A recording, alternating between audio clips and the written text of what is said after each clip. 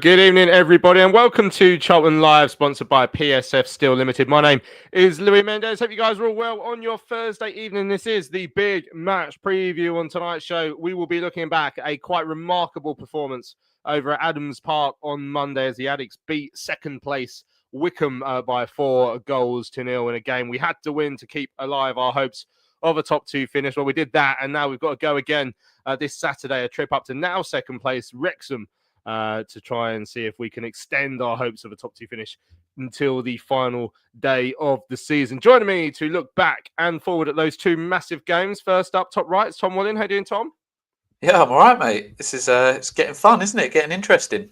Getting very interesting indeed. Let's just get a Wikipedia page going. This is so interesting. Also, bottom of the screen there is Mr. Mark Newbury. How you doing, Mark?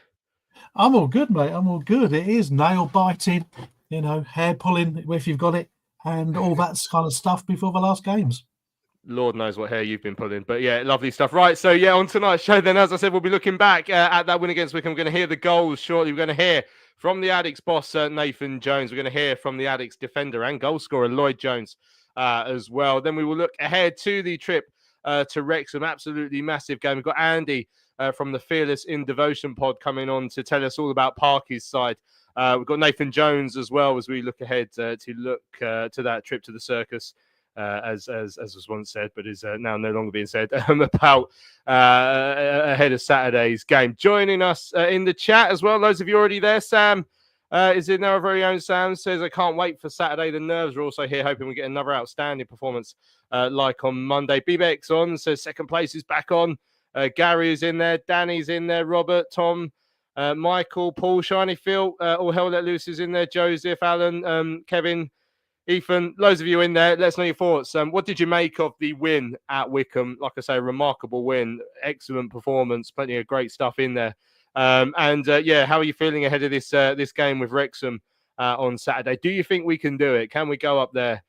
Can we upset the apple cart? Can we take this to the final day of the season? Just before we hear the goals, Tom, going into Monday, so we knew we had to win, and I went into Monday thinking I can think of plenty of ways we could win this game. There was one or two ways I probably didn't foresee coming, and that was by absolutely smashing them 4-0. A side that's not conceding goals at the moment, a side who had second place in their grasp going into it, and we absolutely battered them.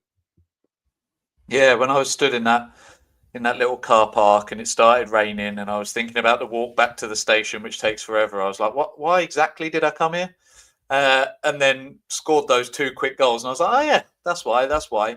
I didn't expect it either. They'd come off the back of, I think, 3 straight wins, hadn't they? They'd beaten Bolton away in the last game, which is no mean feat. And despite our results against them, look, they're a good side. They're up there for a reason. They've got, as Marcus said frequently, and I think we all have, they've probably got the best striker in the league. Lloyd Jones gets booked a couple of minutes in, man marking him, and you think, okay, so we're going to be down to 10 men pretty soon as well. So how are we going to deal with that? And it was just a magnificent performance. I think they played to our strengths a little bit. They were, sort of just didn't really offer anything, I didn't think. And we just tore them apart. I know they said they were soft goals, But I completely disagree with that. Okay, they could have picked Lloyd Jones up at the start, but they didn't. Second goal was obviously a worldie, and then a couple of mistakes in the second half. But yeah, just a really, really strong performance all round. And going into this game, obviously, the fact that Wrexham won, it would have been so much better if they'd just drawn or lost in terms of excitement.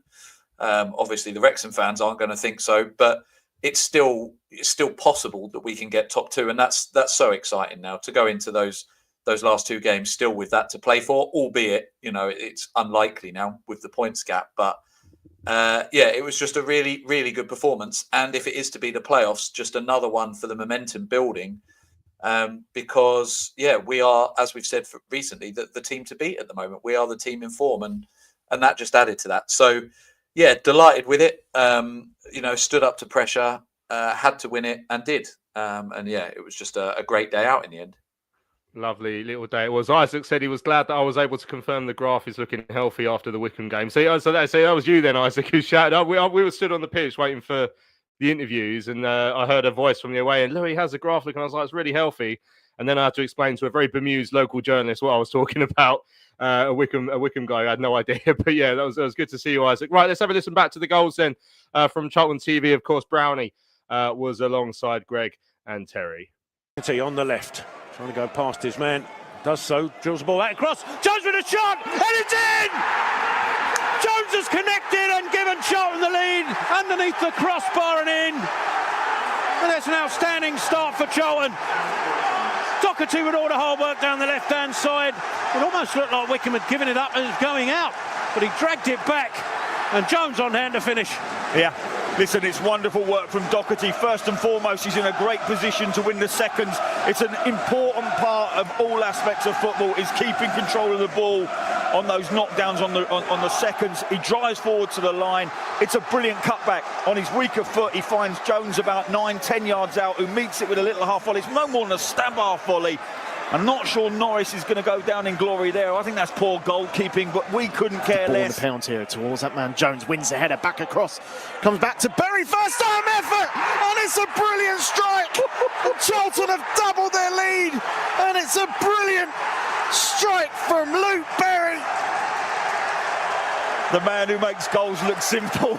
He's done it again. I mean, we've had 2 real threatening attempts at goal, and we're 2-0 up. It couldn't have gone any better. But look, they are gigantic, and we've won the first contact. We've won the ball out to the edge of the box, which has led to an incredible strike from Luke Berry, right in the postage stamp, past Norris before he could even move. Back to Coventry. First time forward looks for Godden, headed away by Bradley.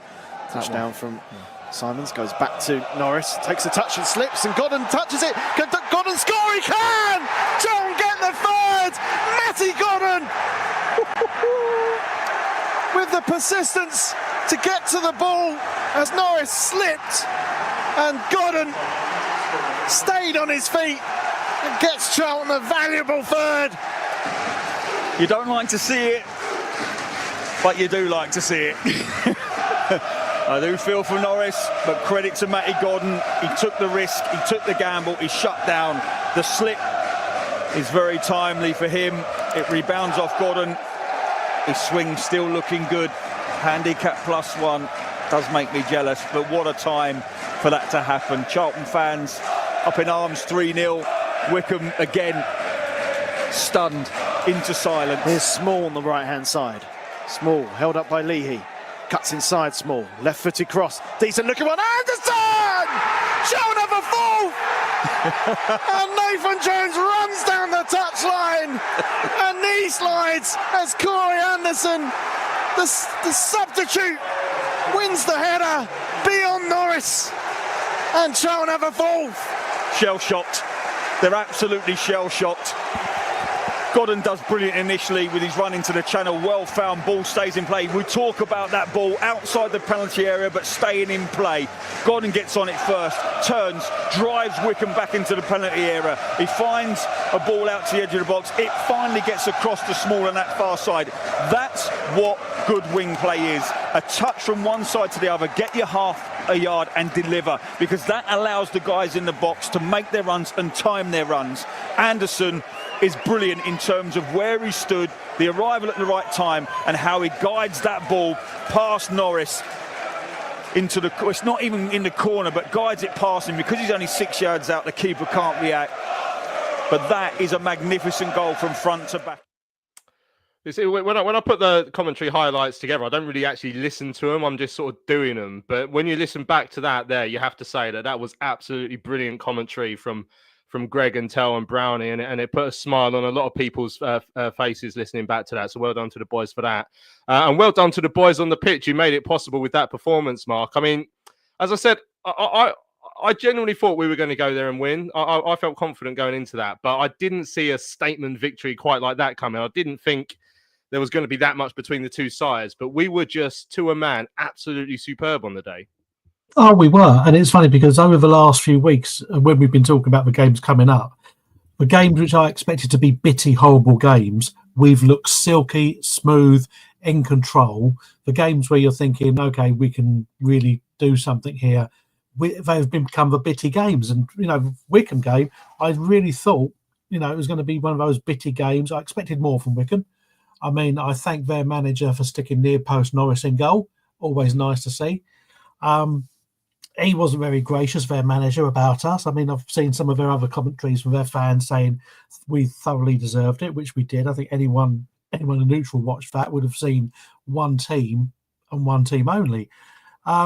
We were the best version of ourselves. I know it's been said often, and that game we were, and there wasn't a weak link. We were athletic, we were strong on the pitch. I thought it was sensible after Berry had scored and he felt a twinge to take him off.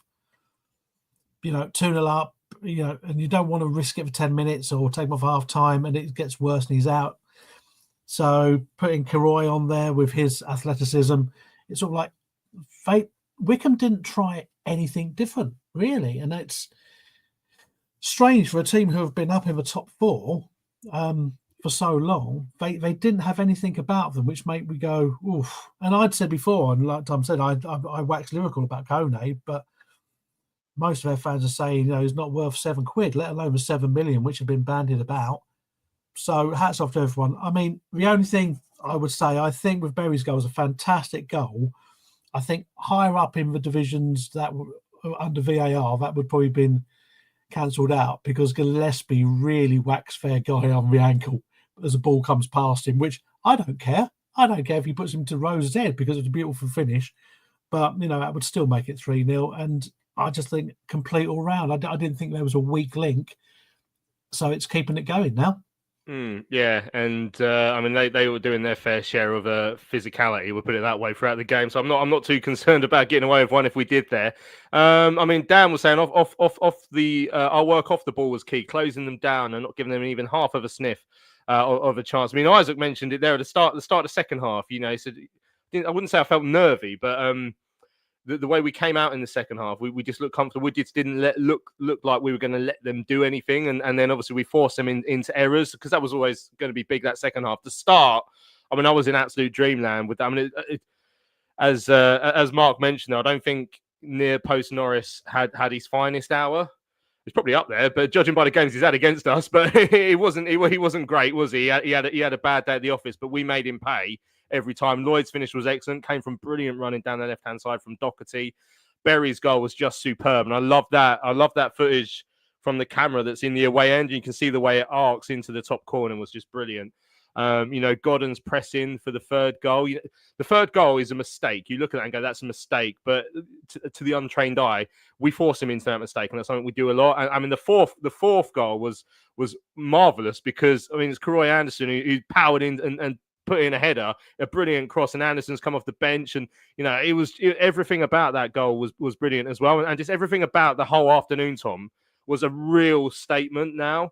And if it ain't to be a statement about top two, if we just run out of runway there, then fine, it's a statement going in to the playoffs. If that's to be the case, whatever it is, it's a statement that between now and whenever our season actually ends, we ain't going to be a pushover for no one, like we haven't been for a long, long time now. 100%. And Robert mentioned it a little bit earlier in the chat. The one thing I forgot to mention earlier was the fans, and we didn't mention it there either. Just being in that away end and the noise was And of course it's easier when you're 1 or 2-0 up early doors, but it was unbelievable. It was such a fun away end to be a part of. And I was there back end of the season when we went up under Bowes. I think Jason Pearce scored down the far end that night. But it was just relentless singing and really good fun. But you're right. And we were talking about this just before we came on, weren't we? When the fourth goal went in, Karoy's goal, I'd already seen that Wrexham had gone ahead. And so the third goal I'd been celebrating like crazy. And the fourth one, I was a bit flat, which sounds ridiculous when you're in the away end like that. But I was like, okay, but Wrexham have still won. So that 4-point gap is still going to be there. But the point is, you've got to enjoy these moments. And Amy, my wife, was there with me, and she was like, just be happy for today. And she's right. Like, that day itself was great. And Wrexham away will be good fun, whatever happens. And Burton will be good fun, whatever happens. And if we have to go in the playoffs, that's what we'll do. And we've thrown it away at earlier parts of this season. And, you hold your hands up. And if we don't finish second, that's because we haven't been good enough over 46 games. But over the last 20 to 26 games, we have been the best team in this league by quite a distance, I would say. And that is going to scare other teams. So if it is to be the playoffs, we just have to carry that momentum in. We as a squad and a club have to find the confidence that I currently haven't got, which is, oh my God, I don't want to be in the playoffs. I'd rather just get second. But yeah, if you're another team and you're looking at that, and I saw someone else put it in the chat earlier, you just don't want to face us. If we were a Stockport or we were a Wycombe or potentially a Wrexham, and we were on our pod and we were like, well, what if we get playoffs? We'd be going, well, I don't want Charlton. So we have to just try and channel that. And as Mark says, and I think you were saying as well about the result, Mark was saying about the style of play, and he was expecting it to be a bit of a bitty game. The worry is that if we get nervous, how will we play? But I would have thought the players were nervous going into that, because that was a huge game, and look how they dealt with that pressure. So, yeah, we've just got to back this team. This team on paper for a neutral are the best team in all hell let loose. Yeah, I think we've been better than Birmingham the last 26 games. Again, obviously not over a season because they're miles ahead of us on terms of points. But this back half of the season, we've been the best team in the league for me. And if it's not to be second, then we go into the playoffs with a lot of confidence. I don't think we've been better than Birmingham. I'll take it, but I don't think Birmingham should be in League One, if that makes sense. But yeah, who knows? Dean says, Wycombe fan said coming out they didn't deserve to be on the same pitch as us. Best team and fans have been there all season. I mean, I think I saw it mentioned on the forum, but Wycombe have achieved a lot over the last 5-10 years, whatever, getting up to the Championship and that. But when you go there, it's just a reminder of the level that we have been at and where we're at now, and the sort of different size of clubs you get there. And when we take that away end, box it out and to a club that's clearly, in a smaller sort of situation than we have been over the years. I'm just hoping this is finally the season where we get back to where I feel like we should be minimum, and we have to earn it, of course, and we'll see what happens. I mean, Michael's saying Charlton, Wrexham, Stockport, all honestly deserving of going up. Birmingham shouldn't have been in League One; it was too easy for them, and I think that's fair. But yeah, the one sour note, Mark, is obviously the red card for Chukani, and we found out today that it's been unsuccessfully appealed, so he is going to be out for the next 3 games. I didn't see it at all in the ground. It's sort of out the corner of my eye. So it's Luke Leahy seems to be trying to wind him up a little bit, and then the majority of what happens seems to happen away from the iFollow camera, so it's quite hard to tell when I've seen it back. The bit you can see, there ain't much. It doesn't feel like there's quite enough there, but yeah, what did you make of that decision and the fact we're going to be without him for 3 games? With the decision, I just thought the referee's turned around and called it. He's not seen it. It's almost sort of like out of the corner of his eye, and he's seen him going down. He looks at the size of Chucks, he looks at the size of Leahy and goes, well, that's obvious what's happened. But if the footage from what I've seen isn't conclusive, it looks like Leahy's kicking at him and they're grabbing each other and they've both fallen over. And I think Nathan was quite confident. He said, because there's footage, and didn't want to talk about it, but there's almost conclusive footage of what we could show them. And the referee just went, they've obviously have to show it to the referee. And he goes, no, I'm not changing my mind. And we just have to deal with that. And all it means is that if we are in the playoffs, it means Chuck would be back fit for the second leg. So, release for Chucks. And it gives, and we've said this, we were already weaker without Miles. Are we weaker without Chucks? as a 50-50 thing. I think if you've got options on the bench and Hilton, if he's going to put Carnu there, in Bick, Gas, they don't fill you with, oh, great, I've got him on the bench, but they are options. And it just means for the whole team. I mean, we've shown recently that with the midfielders popping up, defenders popping up, we've got goals through this team. We're not just relying on chucks to get us up like Birmingham were with Stansfield. So it's that kind of, it's disappointing, because he's fallen for it, Chucks. He's been in the game long enough to know when someone's winding him up, just get him off him and just don't do it. But it was pointless at the end of the game. The referee hasn't had the conviction to overturn it after seeing it. So we just have to move on and say, right, we don't have him. Fine. In fact, that's the line under that. Who do we have? What are we going to do?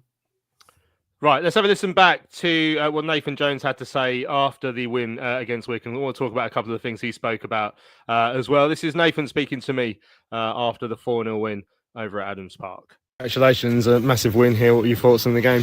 I just look delighted and proud. I mean, it's some performance to come here to second place and to do what we did under the pressure that we knew, we had to win today, I thought we were positive from moment one. It was a bit frenetic first 10, 12 minutes.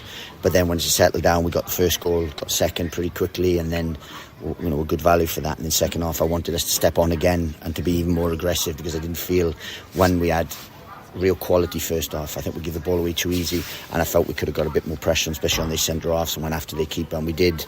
And ironically, it was an error that got us, I think, but then we went on and I thought we're outstanding. And considering these are a very, very good side, one of the highest scorers in the league, one of the best strikers in the league, 5 clean sheets out of 6. That's some win, like. Mike Dodd said the side have only conceded 1 at home since he's been here, but to score 4, I mean, it shows how complete a performance it was today. Well, absolutely. Look, we don't want to over-egg it or anything. It's 3 points at the end of the day. We'd have taken a 1-0 here, we'd have taken a scrappy 1-0 in terms of anything, whatever it was. But to put in the level of performance under pressure and under what we did, I was very pleased. Quality of some of the goals, so particularly that second one from Luke Berry was right up there. You won't see a better strike in English football. Like, to come out and with that pace, to hit it, that thing, the trajectory, where it ended up in the net, everything, was a goal of the season contender. The start of that second half was obviously going to be important as well with a 2-0 lead, and you did what you had to do to contain them and then put them under pressure as well and force the third. I don't think at any point we contained them. We didn't go look to contain them. We wanted to be front-footed and go after them and win the ball. We didn't want to contain and usher and sit off. We went after every single ball, and that's what I'm proud of. And after the goalkeeper, and after 3 centre-halves who like to play, and after the midfield players, when Kone had it, he had pressure on him. I'm very pleased. From the moment one, Lloyd put in a big tackle early on, which was yellowed, then let's not go there, but we were aggressive all afternoon. Because there was always going to be a physical edge to the game today, but again, Charlton never step back from those sort of battles. We don't. The sour note at the end there when Chukani got a red card, did you have a view of the incident? I had a perfect view of it, and I've had an even better view now at TV, so yeah, there's more on that, I can promise you. Do you think you'll be appealing it then? Well, as I said, there's more on that. And just with Berry coming off injured there towards the end. Just cramp, he had cramp. Well, went towards the end. He had after the goal, and he celebrated and he felt it, so we don't want to risk anything. Fans magnificent again today, and you enjoyed celebrating the 4th goal with them. Yeah. Look, sometimes you lose your head, lose a bit of composure and stuff, but I make no mistake. There's no apologies for that. I'm heart on my sleeve kind of a guy. I enjoy these moments. I work incredibly hard. A lot of people in my life sacrifice so much so that I can work as hard as I do. So if you to stay composed and stay in the technical areas sometimes is, for me, very, very difficult. Just one point, when the fans were enjoying the passing and the lay-in, you sort of asked them to stop. What's the sort of the reasoning behind the mentality of the fans? What I don't want us to be is a side that takes the piss, the proverbial. I don't want to do that. I want to be relentless. I want to be ruthless. I want to see the game out. I don't want to give them any opportunity again. We have to come back here. We could have to come back here.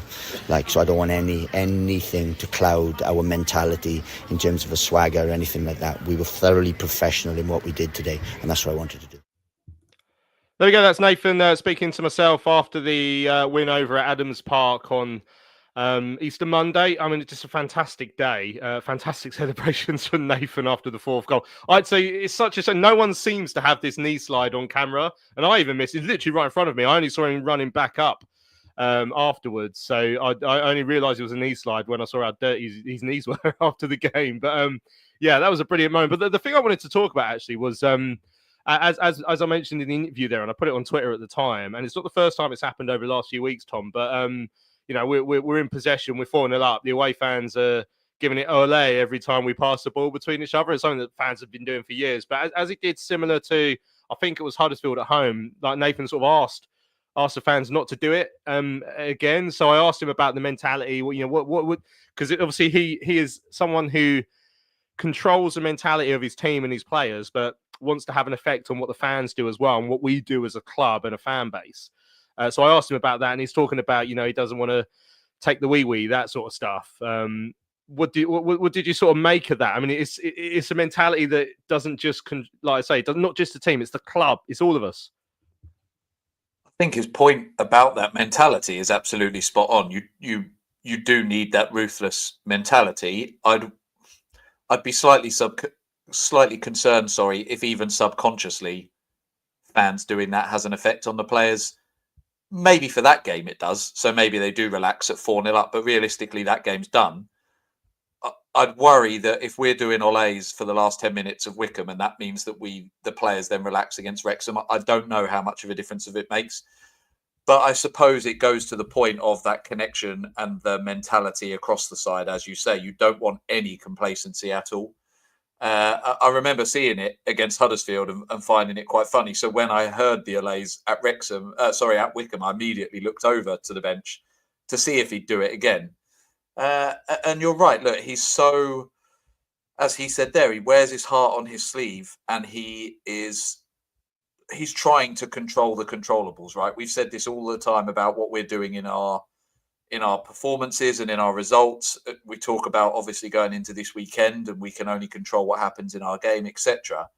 He can try and control the fans by telling them what he wants them to do and what he doesn't. They might still do it anyway. Look, if we're at Wembley 6-0 up in a playoff final, he might think very different. Actually, he probably won't. But the fans might be doing it. So, yeah, I get it. And as I say, the mentality point that he's making is absolutely spot on. But when you've got a bit of a loose cannon of a manager who is knee sliding and is saying he's sick to the pit of his stomach or whatever it was, raging off his nut, wasn't it, at Reading, and all these other things, and he's known as being a bit of a character. It's just another funny thing because it's not a thing you traditionally see managers do. But the point he's making is spot on. We do need to be ruthless, and we can't take our foot off the gas for a second, because we've seen when we do that teams will take advantage of that. Yeah, it certainly has. Yeah, Spam says we're not running a bloody circus here. That's a good point. Yeah, Ethan says Nathan's just on edge 24/7. He can't help it. Yeah, Paul says that we've got to be ruthless but magnanimous. I'm surprised I got that out at all, to be fair, that word. But yeah, easier words next time, please, Paul. Yeah, Danny says he's spot on regarding the Ole superb approach and attitude. So, I mean, as Tom hinted to earlier, and obviously we're going to look more towards what's going to happen now between now and the end of the season, Mark. When I saw that Wrexham had gone 2-0 up, and I only found out after the fourth goal, I didn't even realise they'd gone 1-0 up. I was too busy reporting on the third and fourth goals. It did knock me back a little bit, and this is the interesting thing about, and I think the players will be better at this than I am as a fan. But controlling the controllables, I can't let we can't let other results elsewhere alter how we feel about how we're doing and how we approach what goes on between now and the end of the season. So the players can't go into Saturday thinking, well, even if I win, you know, Wrexham still only have to get a point or whatever, get a win the next week. Like there has to be an element of that, and trying to just focus, like tunnel focus on the games we're playing, and not worry too much about what happens elsewhere, because we can't change that. Even though it did have me coming away from Monday slightly flatter than if they'd drawn 1-1 or something. Yeah, that would have been the ideal thing if Blackpool had taken 3 points or had been a draw. You're right. You can't control other teams. All you can do is your own. I think it would come down to the last day of a season, and everyone used to have sort of like radios, and you'd be reporting to the players on the pitch what needed to happen. And there was one famously where a team thought they only had to draw, and one of the other teams actually scored and they had to win, and they were just keeping the ball in the corner, and the fans were going mad trying to get, no, you need a score now. and I think it was QPR, and it's crazy. Opposition fans might try and wind you up by calling out another team's score. We're going to try everything. If we're focused, and I think that is the main point of the last 25 games, our focus has shifted. Our focus is now laser-like. It's pinpointed in one direction. I don't think, knowing the scores, as we are going to know on Saturday by the time we kick off, is going to make one bit of difference. I mean, if Stockport have lost, and then Wycombe can win and go up automatically if they win. So does that automatically put pressure straight on them? So if they hear that before the game, does that pressure suddenly build up? They're at home. They're expected to win. They're they're above us in the league. So is that pressure now going to show on them? And could we take advantage of it? If we turn up and we play, three quarters of the way we played against Wycombe, that we should get something. Knowing the other team's results, that's just one of those things. We as fans will know that. And you're right, they're professionals.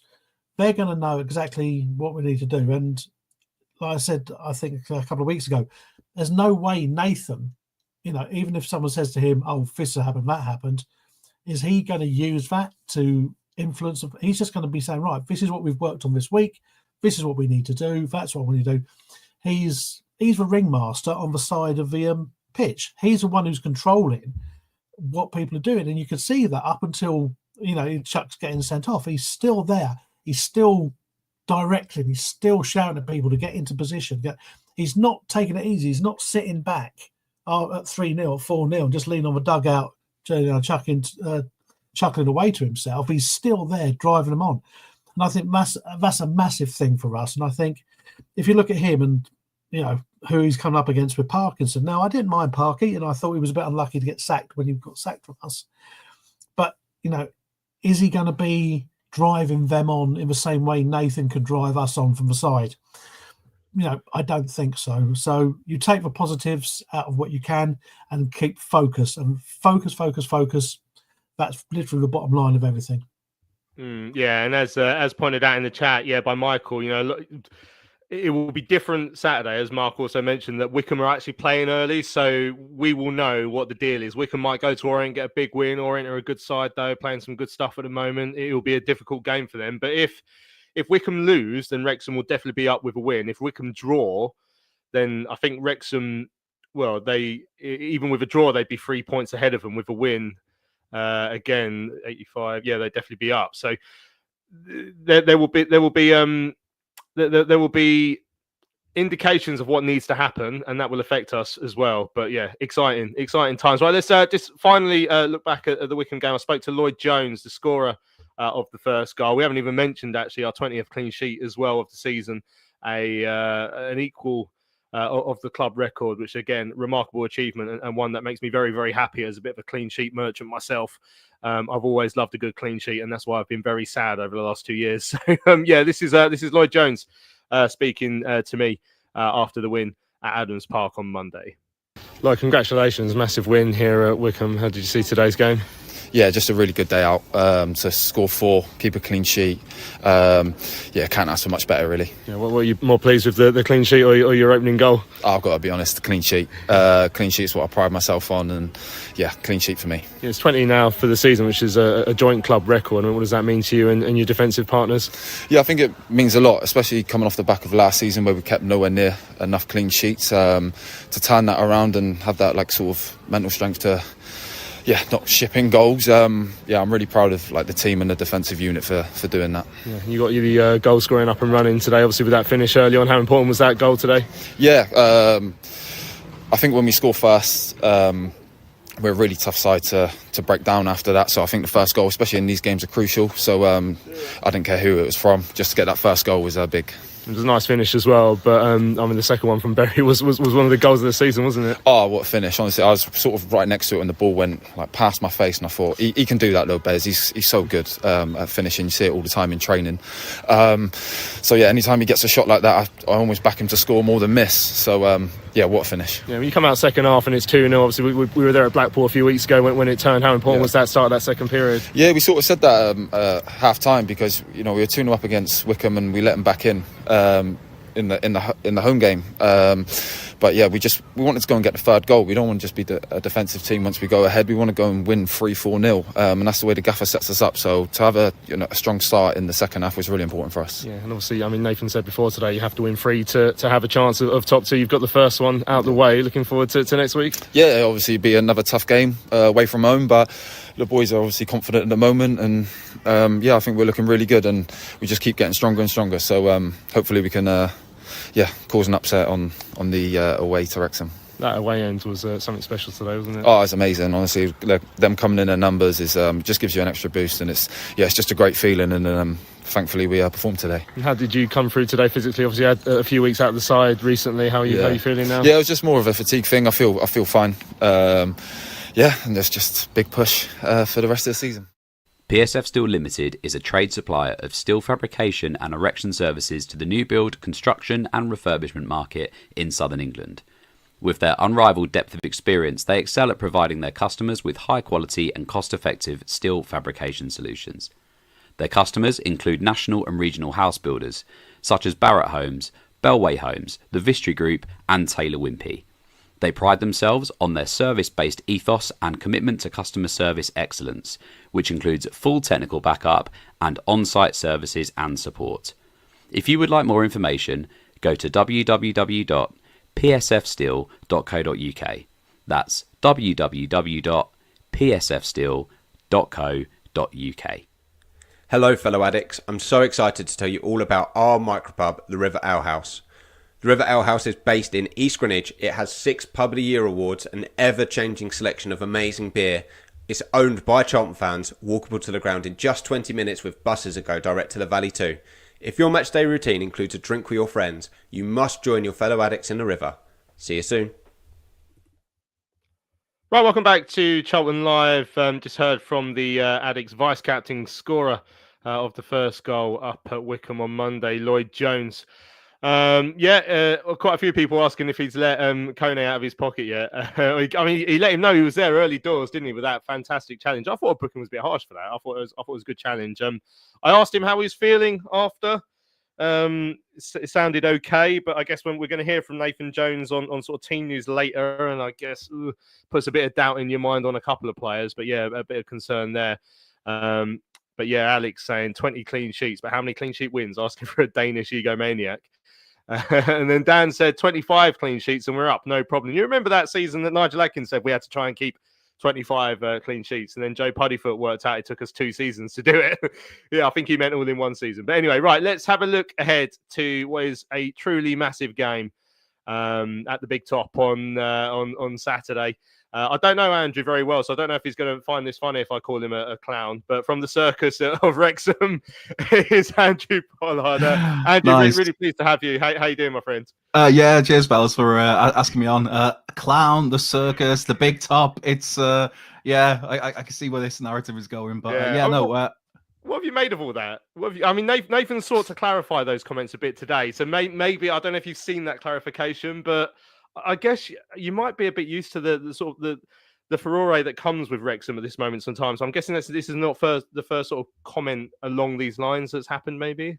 No, I mean, I've not seen the clarification comments today, but yeah, it's not the first time we get this. It won't be the last time we get this. And it's part and parcel with the territory sort of thing, where if it was other clubs in that position, we'd be saying the same thing. I mean, it is the Hollywood circus. It is the film crews everywhere, the documentary crews everywhere, the celebrity guests that pop in now and again. So I fully could take all that on board. It is with the territory, and we just kind of smile and go on, and hopefully get a promotion at the weekend, but we'll see about that. That's something else to get into.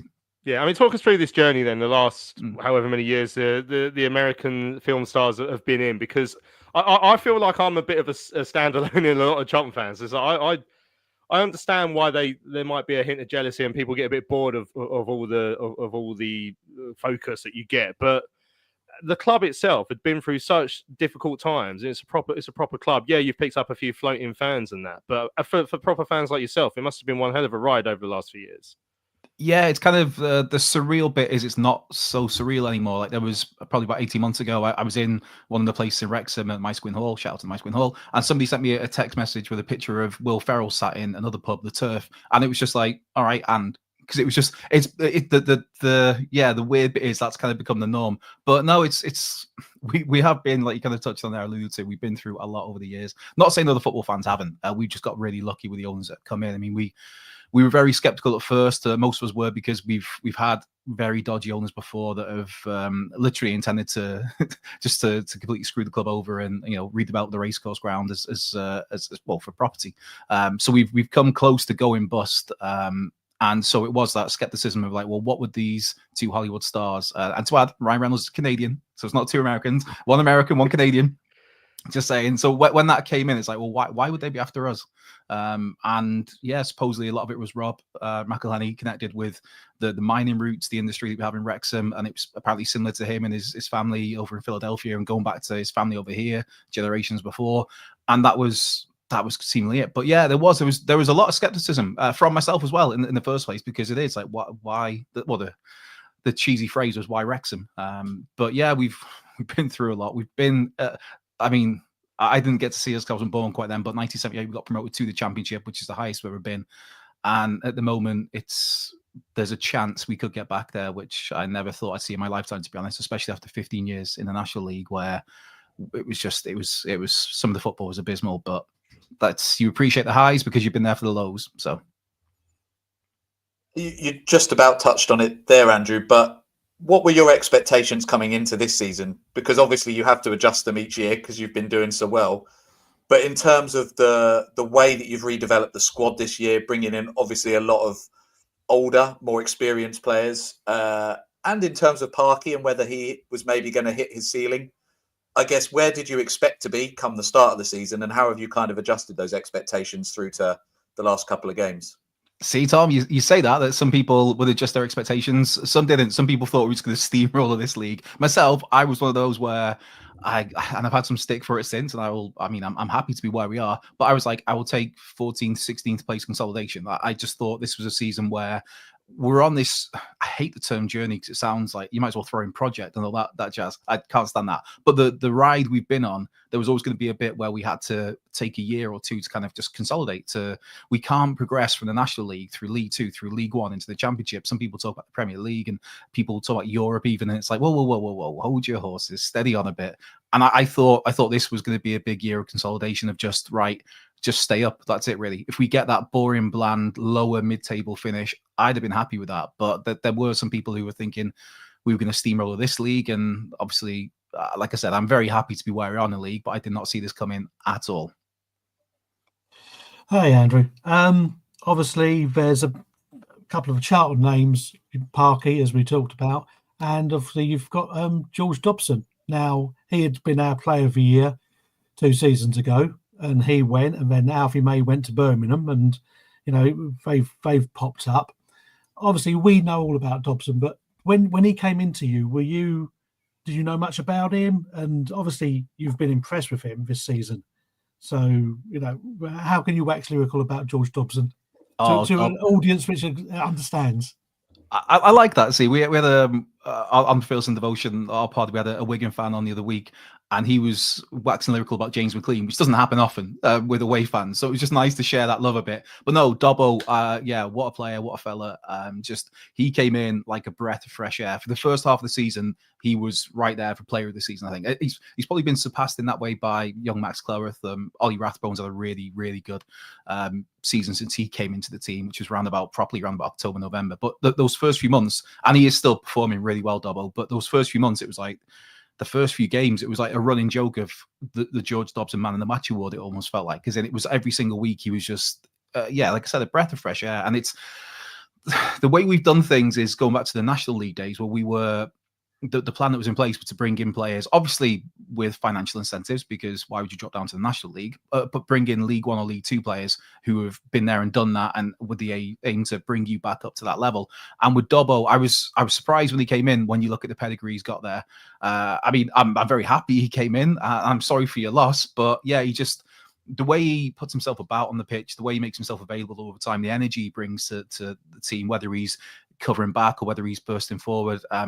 He was in one of the local pubs after a victory a couple of weeks ago on a Saturday. I can't think it was against. It was an early kickoff, and him and Elliot Lee, another former Charlton player, were there, and they were just mingling with all the fans. They were happy to take pictures, and there was no kind of prima donna stuff. It's like, no, we've come here to celebrate a really good win. Grab all the photos you can, and Dobbo especially was going around getting all the selfies. I've got nothing but praise. I've not heard a single bad word about him from anyone who supports Wrexham, and we do have some cynical Wrexham fans even to this day. But yeah, I've not heard a single bad word about Dobbo, and I'm very, very glad he's here. Yeah, very good player. Just finally, then, how do you see Saturday going? Did our result on Monday fill you with dread ahead of the game? I mean, your home form is obviously up there. Our away form is very good over the last, especially the second half of the season. I mean, it's a massive game. You can't get away from that. But I mean, you've played a lot of massive games over the last few years anyway. Yeah. Firstly, I want to say thank you for the result on against Wycombe. I mean, obviously, I've not watched too much Charlton this season, but just to see the goals going in and the freaks that are going in, as you see in the score ticket, it's like, geez, they're doing something special here, which obviously did us a massive favour. And then there is that kind of realization of like, yeah, but we're playing them on Saturday. We're playing them in a couple of days now, and you are the form team coming in of the division, I'd say. It seems like you're in that spot where you have that team that catches form at the right time going into the playoffs. And I mean, maybe for you guys aiming for that second place, hopefully we could put a stop to that. But I think that the game at the weekend, it's one of them. It's the old cliche of if we turn up, I think we'll be okay. If we don't, I think you could do a number on us. We start quite slowly at times. If we get an early goal, we're very good at kind of running with that, but we do start a little bit slowly at times under Parky. Some fans would label it Parky ball. I'm sure maybe you heard that yourselves at the Valley over the years. But yeah, it's this weird dynamic in as a Wrexham fan. A Wrexham fan of what, 35 years, whatever it is by now. I'm at the point where we're used to being knocked down. We're used to the big games where we choke and we bottle it. So there is that element of like, it's hard to get optimistic, but it is very optimistic because of where we are. And obviously the players we've got now have got proven success over the past few seasons, albeit obviously in League Two, the National League, but they're used to not choking at the big occasions. And Parky he's done a really good job in the mentality of play that he's brought to the club every single season. It's a little bit harsh on some players because they'll help you get to a level and then they're instantly replaced. I mean, Paul Mullin at the moment is probably our sixth choice striker, which is strange to see or strange to say when you look at what he's done for the club. But yeah, in terms of the weekend, if you ask me for like how the game's going to go, especially with the Wycombe game being obviously Wycombe and Orient being the 12:30 kickoff, and then depending on how that goes, that adds obviously further importance to our game. I have a thing where I always think 3-0. There's a positive optimist in me. I don't want to come in here and be the big bollocks and going, we're going to smash you lads 3-0. But I kind of have to stick to my thing of like, it's going to be 3-0. I really hope it is. I will take a scrappy 1-0 off Ollie Palmer's arsehole in the last minute. Trust me. But I think it'll be a tough game. I think you will score. So that 1-0 and 3-0 go out the window. So if I'm going to go over an actual realistic score prediction, I'm going to say the Town 2-1. But it'll be close. And I can't bet. I can't predict against Wrexham.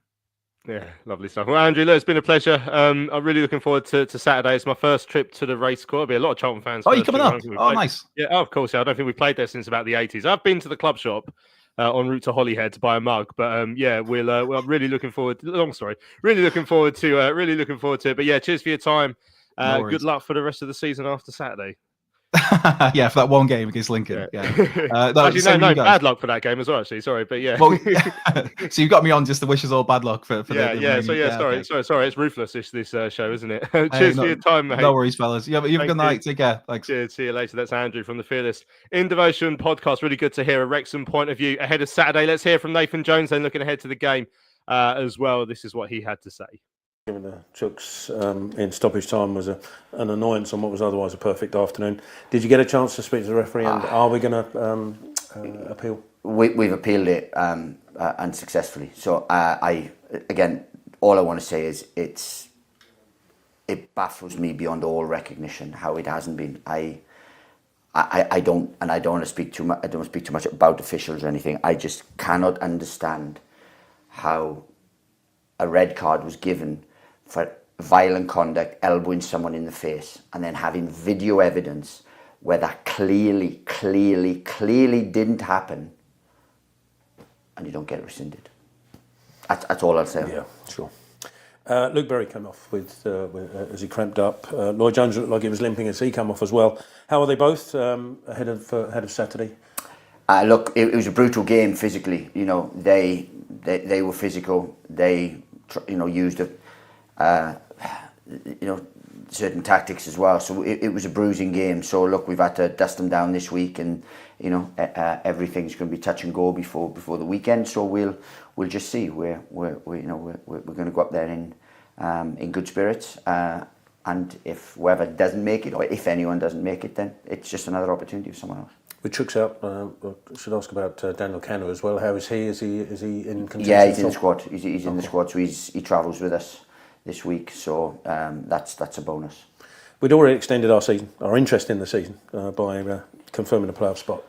Monday's victory meant that we've extended our interest in the automatics as well, and that continues obviously in the game against Wrexham. It's another opportunity to do exactly that, to continue the season in a tough fixture, of course. Our only interest is in Saturday. Our only interest, we are not looking at anything else. The pure cliche of the next game. Next game happens to be Wrexham, and it's a very tough game. So that's the total sum of our focus at this point. Speaking of the focus, is it a difficult thing to do? Wrexham obviously have a high profile, and going into Saturday's game, of course, both teams in contention makes that profile even higher. Is it a difficult thing to do to concentrate players, or is it actually an added benefit to concentrate? Well, what I said the other day, and I was a bit misquoted or misunderstood with mentioning the word circus the other day. I didn't mean that the club or players or anything in there, because they're a very well run, excellent club. The owners there have done a fantastic job, not only galvanising a club and taking a club forward, they've actually taken a community which needed it as well.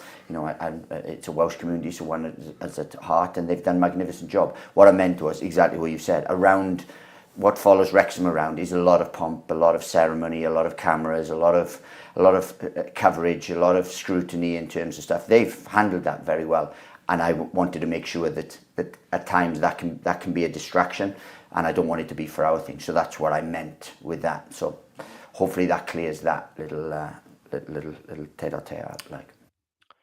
There we go, Nathan. Just sort of clarifying what he was talking about with the circus comments the other day, and you can understand it is when you go there, there will be a lot of attention. The media, the North American film stars and that sort of stuff that comes with it, but there is still a football team that has to win games there, and Parky is not exactly your Hollywood Walk of Fame style manager. He's a down-to-earth manager who's obviously got a tune out of this side for a number of years. So there are two elements to it. There's a football club doing their job, and there's everything else that comes with that, and I can see why Nathan clarified what he meant by that, Tom. What we've got to go and do is absolutely, be as run of the mill, non-Hollywood as possible, and just do our job on Saturday and not get carried away by any of the excitement. Especially if, as we have to hope, Leyton Orient beat Wycombe or get a result against Wycombe. We need that to happen, so we have to hope that happens. And then obviously the focus will be right. Wrexham are about to get promoted, so we've got to not get sucked up into any of that. We've got to go and do what we got to do. If we can start fast like we did on Monday, then who knows what could happen. Yeah. And Mark said it earlier that we were the best versions of ourselves against Wycombe. I honestly believe if we're the best version of ourselves on Saturday, we win the game. I think we're a better footballing side than Wrexham. As I say, over 46 games, obviously they've got more points than us, and that speaks for itself. So I'm not going to say we deserve to go up above them or anything like that. But at the moment, 11 v 11, we are the better footballing team. And so we should go there as favourites based on that alone. But the circus that Nathan mentioned does exist, whether they like it or not, it does exist. And it was the same at the home game here. I hated the build up to the home game. The amount of fluff, the half and half scarves. It's all self-inflicted as well by us. Yeah, exactly. So yeah, I'm not saying that was all on Wrexham's side, but even just getting to the ground and you've got day trippers there, and we're not a Premier League top four side. I'm not used to that. But your point there was, as soon as the game started, it was just another game of football. And it was a game of football, as I said, against not a very good side, albeit it took us to the last minute to rescue a draw. But I didn't think we really turned up. So my worry is that we do that again. As I say, if we do, on the pitch, we're a far better footballing side than them. With a team in form, as I said a bit earlier, albeit I know there's the debate around whether we're better than Birmingham, but if for the other 23, we absolutely are. So on paper, that should be it. But game's not played on paper, and we're going to have to handle the occasion. The atmosphere, particularly if Wycombe have lost, is going to be difficult. It's going to be loud, but at the same time, this is the sort of game that these players should want to play in. And, you know, if we're not to go up in the top two, we're going to have to go up via the playoffs, and they're going to have to deal with a Wembley atmosphere. So these players need to show that they do it. And players like Doc, like Berry, players that have been in these environments before or played at a higher level, need to guide the youngsters through it. And some of the youngsters, hopefully, will just be fearless, not in devotion, but fearless, and just go for it. So the likes of TC just shut out that noise and just play their game. So I'm really looking forward to it. Once the game starts, the next couple of days are going to be a bit unbearable, not through any fault of Wrexham's themselves or the fans or anything like that, but it's just a huge, huge game of football. And, you know, I would get nervous ahead of any game. But once that kickoff happens and the game starts, yeah, it will be a really exciting one. And as I say, if we turn up, we've got a real good chance. It's interesting. Liam's saying, I feel like I watched our home game against Wrexham, but I can't remember a single thing that happened. What was the score? So it was a 2-2 draw. Like, we equalised relatively late from a Matty Godden penalty. I say relatively, it was like last kick of the game, actually, wasn't it? We'd gone 1-0 down. Macca scored to make it 1-1 with a looping header. I remember coming out of that game feeling a bit flat. Again, I've been feeling flat a lot this season for some reason, but it was a bad game against, as you say, a side that I didn't think would, but I didn't think we played that well in that game, and we came out with a 2-2 draw. I didn't think, like, they had an element of control, maybe, if I remember rightly, but I wouldn't sit there getting blown away, Mark. Like, that would be interesting going into Saturday's game, just to see how different we are now that we're clearly a better team. What we should say is Nathan has put a little bit of doubt in the mind of those of us hoping that Lloyd Jones will be fit and that Luke Berry will be fit. So what we heard was that Luke Berry came off with cramp. We heard from the horse's mouth that Lloyd Jones wasn't too bad after the game on Monday. But then what Nathan said today makes you wonder. You know, he wasn't exactly clear in either way if either of those two players are going to be available. So let's hope they are, but if they're not, then that will mean there's some players in the side who will have to, you know, come in and really step up just to show that they can try and achieve that level that we've had from those other players as well. I think they'll both start Saturday, if I'm honest. I think it's one of those ones, you know, he's trying to keep it close to his chest, you know, put a bit of doubt in the opposition if they're looking into us and what we're going to do. And I would be very surprised if either of those, especially Lloydie, after sort of like coming back in, and I think it would take a lot for him. You know, he's the kind of guy who would play with a broken leg. You know, maybe not his own, but he would play with a broken leg. Berry, again, you know, Karoy came in, did excellently, and then you've got Gilbert as well. I'm the only thing, they've got Jay Rodriguez, and he's on the list of a long list of players I really don't like, but he's experienced. Falls over a lot, manages to get fouls given against him, is just one of those horrible players. And you hope that he's different from Kone, because he'll run into someone and fall over. He got a penalty for him a few weeks ago, literally by looking at the guy, and the referee bought it, and that's a concern. But as someone said in the chat, Small and Ramsey didn't play in that Wrexham game, and I think that is a huge arrow in our arsenal on that side, and especially Ramsey recently. Small's been not, you know, 100%, but he's still doing some great things. But I think Ramsey has really stepped it up in the last 10 games, and you know, the way they cover the pitch and cover each other, it's going to be an exciting one. But I would be surprised. I just think Nathan's just doesn't want to come out and say, "Oh yeah, we're all fine." I think we physios have been working overtime, double time, whatever, to get them ready for this one. So, yeah, that's what I'm hoping. I mean, as Paul says, he gives nothing away, and that's why again, maybe I'm imagining this is just the fact he did seem for the first time in a while to actually say something regarding the fitness of a player. Which makes me wonder, is there a bit of mind games because he wouldn't normally do that, or is there a genuine concern that they won't be able to play and he's just trying to soften the blow or anything like that, or like I say, just put some doubt out there? Who knows? Yeah, we'll see. Danny says he reckons that Wrexham are an easier proposition than a muscular Stockport side. Yeah, lots of people looking ahead to the game. Yeah, Michael says they've got a front line, a different front line compared to the last match. Jay Rodriguez and Sam Smith.